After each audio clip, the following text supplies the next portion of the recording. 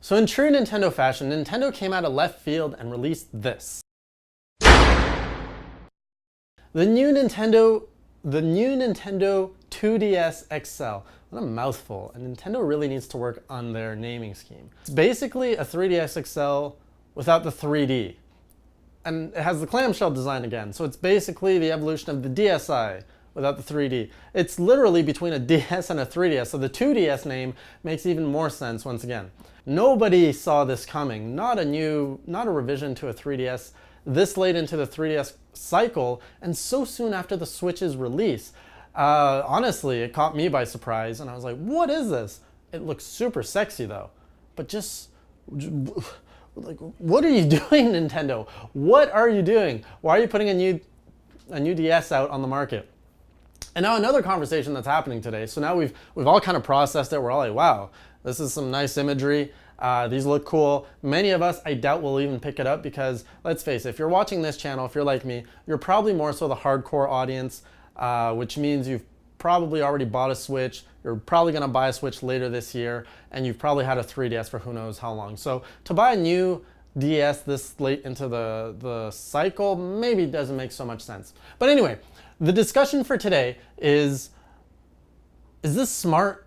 Does this mean Nintendo is not sure about the Switch? What is going on?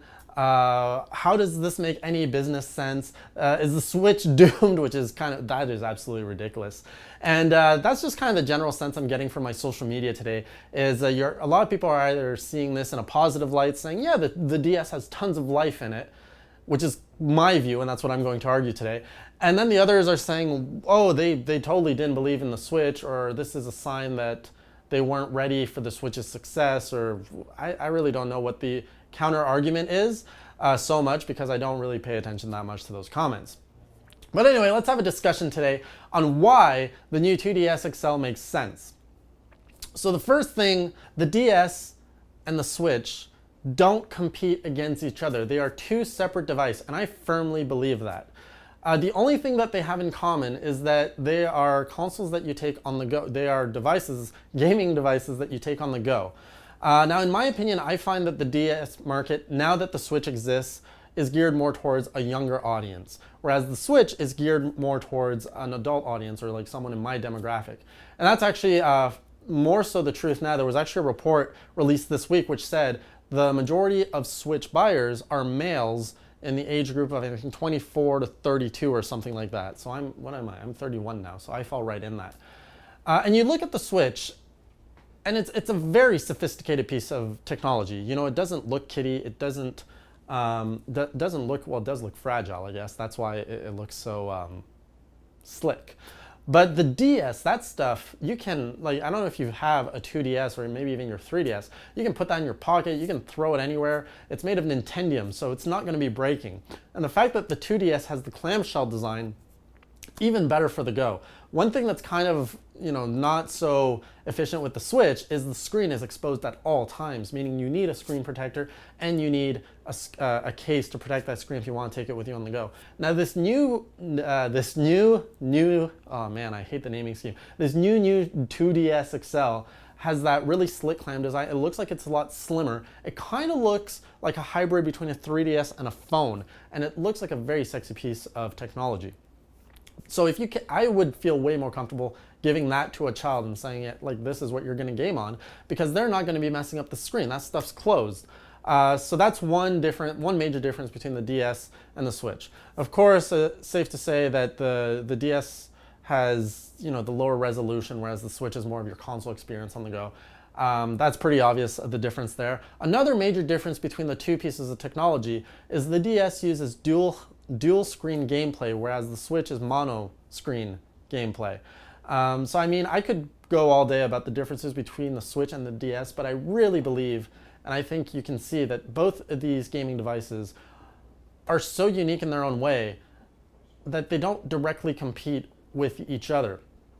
And also you're looking at different price ranges. That's another major difference. The 2DS is an easier entry, has a way lower entry point to get into gaming on the go. So if the Switch is a little bit outside your budget, the 2DS might be that right point that you can get into. And I mean, there's a vast library in there. So for those of you who haven't picked, or for those people, I really doubt any of you guys haven't picked up a DS yet. For those who haven't picked it up yet, it's a great place to go for gaming, and you can pick up tons of games. So it's just a really smart business decision.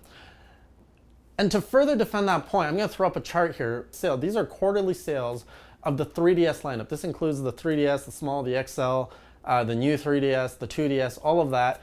It's all sourced directly from Nintendo. You can see that the trend is the DS is still selling. It's, it had that explosive growth at the beginning, which every console does when it first releases. It always kind of sells faster at first. And then it has a very steady, healthy sale that's actually, it's about to hit that 70 million mark. So why would you sabotage that? There's no reason to kill that.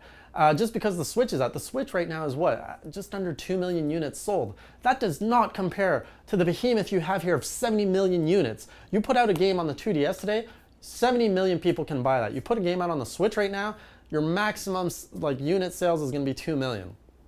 So it doesn't make sense to kill the DS right now.